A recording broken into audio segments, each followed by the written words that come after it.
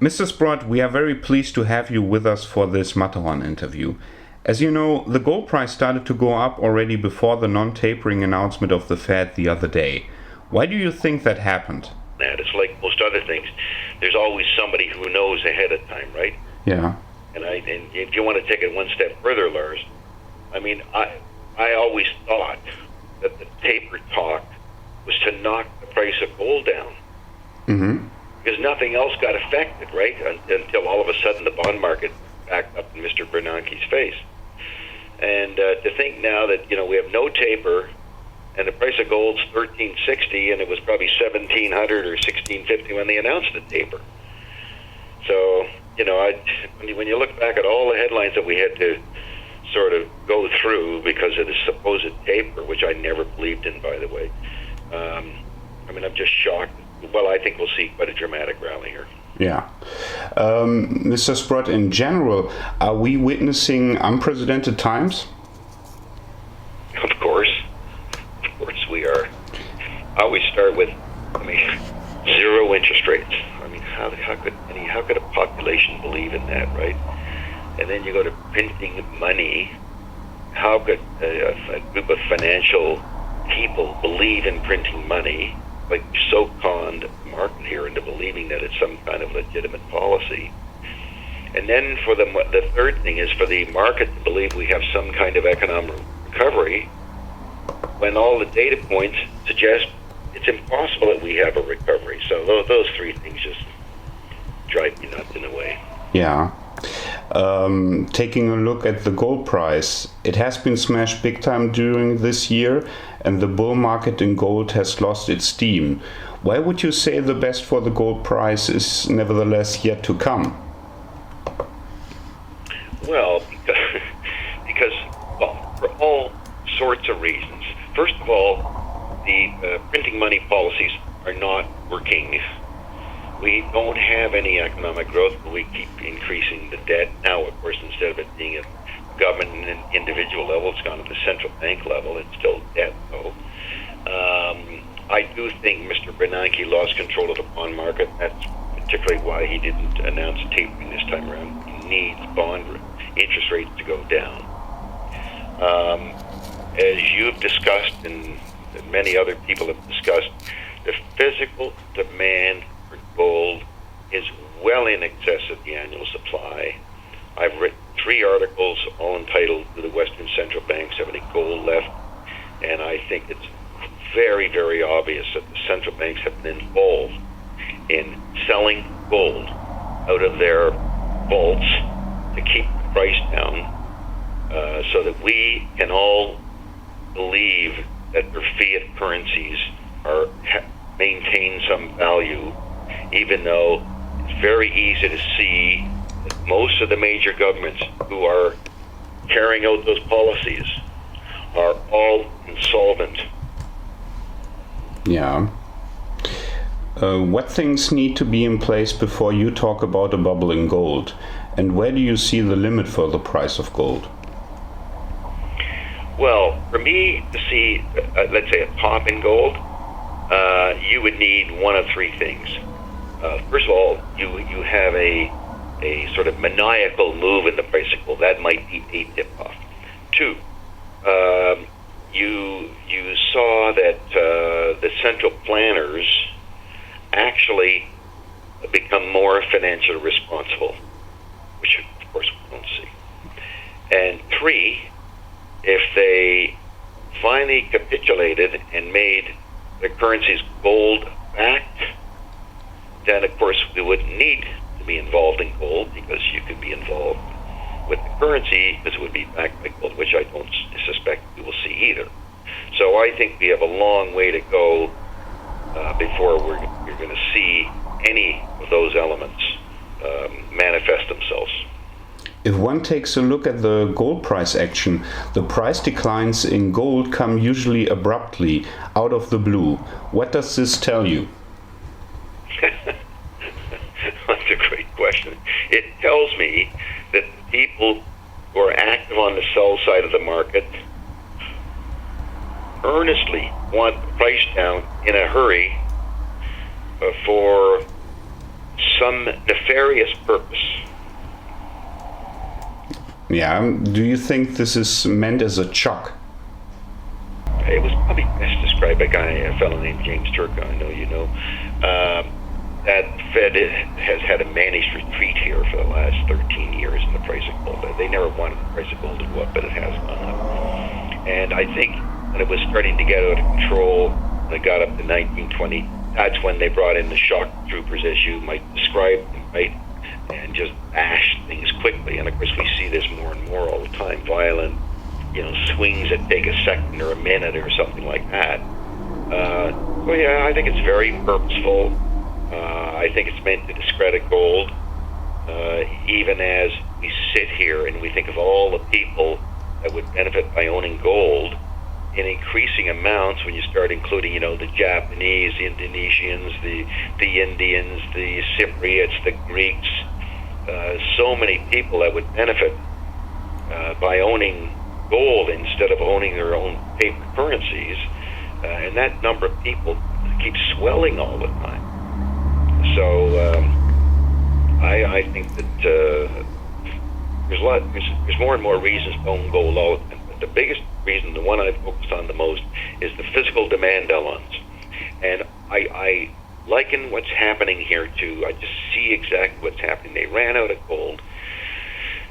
They nailed the paper markets and sucked 700 tons out of the trusts and ETFs and things like that. They convinced India to literally abort gold shipments into the country, and with very draconian moves, including yesterday's move of increasing the tax from 10 to 15%. And I find it hilarious, by the way, that gold has been so good to India over the last 12 years. Mm-hmm. Really, it's the country that benefited most by the price of gold going up. But it's obvious that central planners are out of gold, and they go to the only big buyer they can go to, because they can't go to China, and say, you've got to stop your people from buying gold.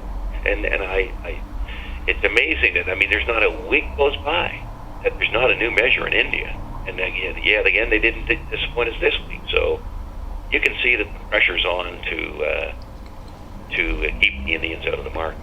So I think the physical argument is overwhelming. I was just in China, and we only get one data point from China. That's what goes from Hong Kong into China. We don't know what goes into China from Geneva or London or New York, or whether it goes to Shanghai or Beijing. We don't get that data point. You can rest assured there's more than just Hong Kong. And Hong Kong shipments represent about over 55% of what's produced in a month. Well, it could be that China is consuming something like 75% of all the gold produced. Imagine if we actually let the Indians buy what they wanted to buy. We would have consumption of probably 150% of monthly production if the Indians could buy what they would have preferred to buy at these levels. Mm-hmm. That's just two countries, let alone all the other buyers of gold. Yeah. What are the main dynamics that are driving the gold price, absent these price shocks that we were talking about? Do you think those dynamics are well understood in the public and mainstream financial journalism? Well, nothing's well understood in the mainstream media. Our latest example is Taper. Yeah, because they bought big time into this. Everybody bought into it. The mainstream media is a meaningless media for anybody who wants to be a thinker about what's going on in the financial business, because it's always been make people think a certain way and cover over things that aren't working and divert your attention to this, that, and the other. And of course, I've been involved in this for 13 years. I can't tell you the number of times that gold is debauched in the mainstream media.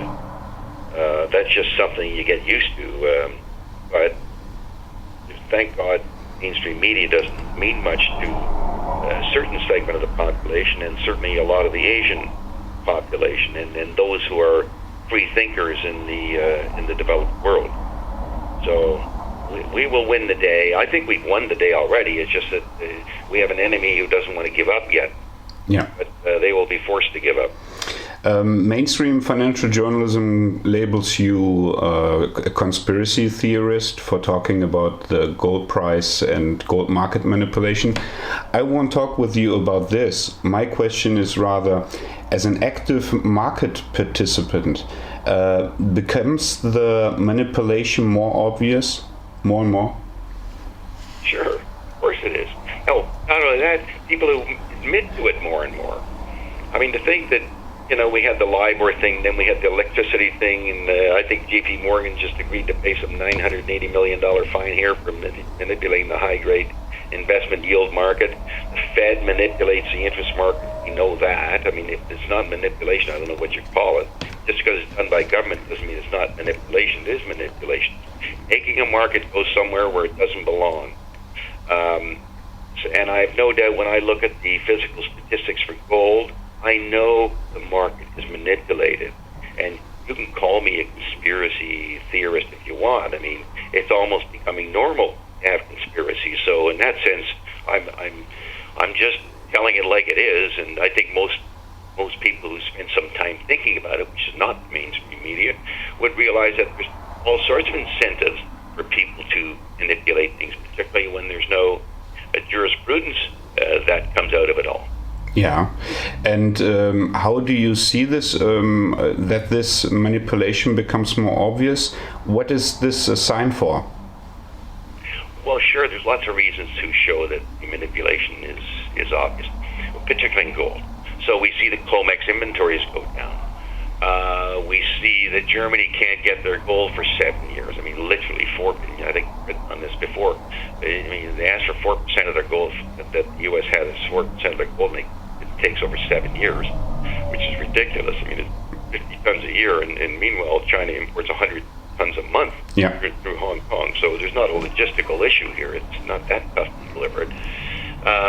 We've seen the lease rates on gold indicate there's a tightness. We've seen a backwardation in gold from time to time, which indicates the tightness. Just the sheer analysis of the physical numbers tells you that the central banks have to be selling here in a non-transparent way. So, and they've been doing it for a long time. So, sooner or later, they're going to look in their vaults and say, we've lost this game.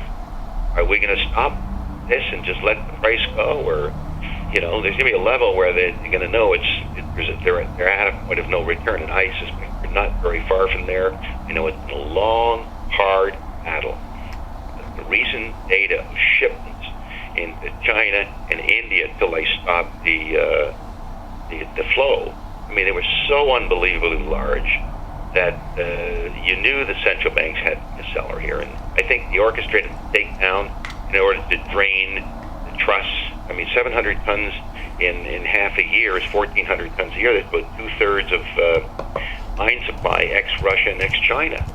So that was a huge increase artificially and temporarily in the gold supply. The fact that they scared everyone out of the trusts and the ETFs.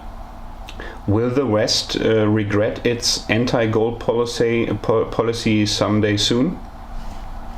The West will regret all their financial policies someday soon. Yeah. And will they end up in a catastrophe?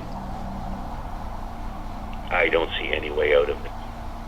I mean, we nearly had catastrophe in 2008. We were within hours of doing what should have happened at the time because of the leverage in the banking system. And now we just levered it up more by the central banks taking on the obligations.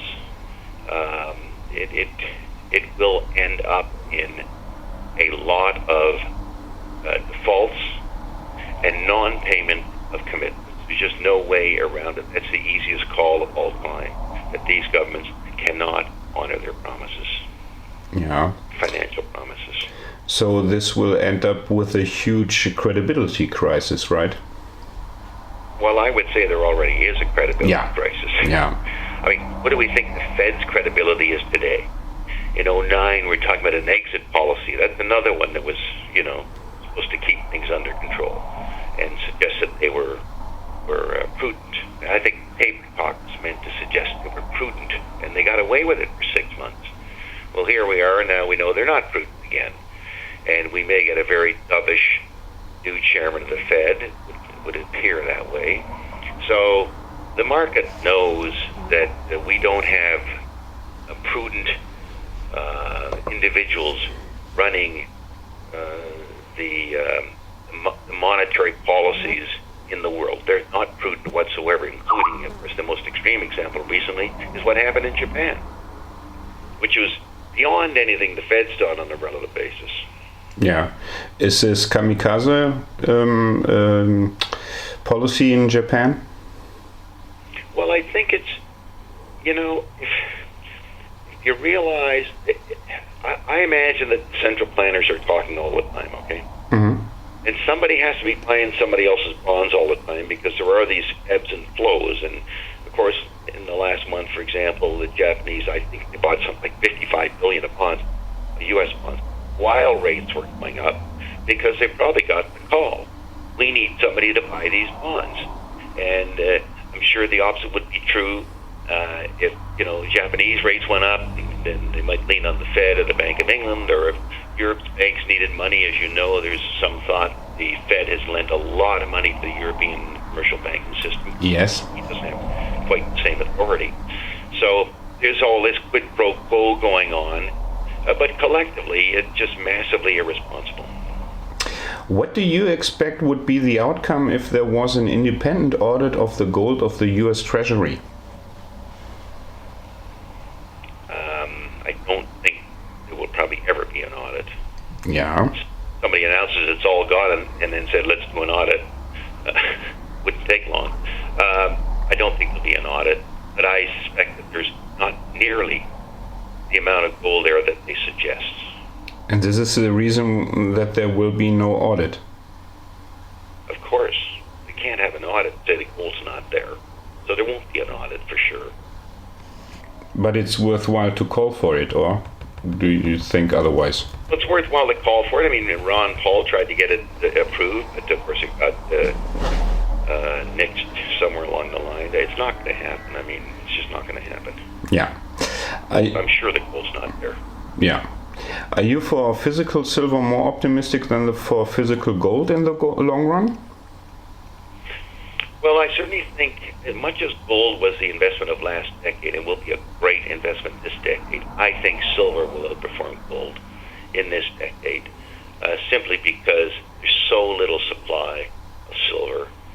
I always find it fascinating that in the U.S., at the U.S. Mint, people spend as much money buying silver as gold. That in itself is phenomenal. Why they would do that, I don't know, but they do. Which means they're buying 50 times more silver than gold every year. Well, it's only produced at 11 to 1, and it's only available for investment 3 to 1. So I don't know how long people can keep buying it at 50 to 1 and have the price stay at these levels. So I've always thought the price was massively undervalued here. And even though I'm incredibly optimistic for gold over the short and intermediate and long term, I'm more excited about silver for the next remaining part of this decade. Yeah, for those people who do not really understand silver and what it does in the markets, can you tell us a little bit about this, the fundamentals? Well, sure. To me, I have not spent a lot of time on the industrial side, and the reason, Lars, I have not done that is because I see the investment side just dominating what's going to happen to the silver price. I mean, I can, discuss things like the increased demand for silver in solar energy and medical purposes and conductivity and all those things that I read about all the time, all of which are incredibly positive. To me, the biggest thing is if people start fearing money and fearing banks, there's such a small amount of metal purchased in the world that any major group deciding to buy silver, and there will be no silver. I mean, it would only take $20 billion to get rid of all the silver that supposedly is lying around there, which I doubt is lying around anyway. So that's why I see silver doing better. And I don't really concern myself about the industrial uses because, of course, just a few investors moving in, such as seems to be happening in India, as they put these restrictions on gold, of course. now they're buying more silver. Well, I mean, God forbid that the Indians are forced to buy as many dollars of silver as they would like to buy dollars of gold that they can't buy. I think I calculated they would buy in half a year, they'd buy 2 years of silver supply, 100% of all of silver supply. So it will take very little to get silver really going. Yeah. Do you have a specific price target for silver in dollar terms? Well, I certainly think within the next year, it'll be north of $50. And I certainly think gold within the next year will be well north of 2,000. So, by the way, I think the gains to be made in the precious metal stocks just stun people because they've been so beat up here. And normally, as you might be aware, the stocks do 2 or 3 times better than any appreciation in the price of gold, or silver for that matter. I suspect this time, having been so beat up, I'm sure at a minimum they'll at least triple the performance. Well, silver went back from, let's say it was at 20 to 50, that's 150% move, and triple that in the stock price.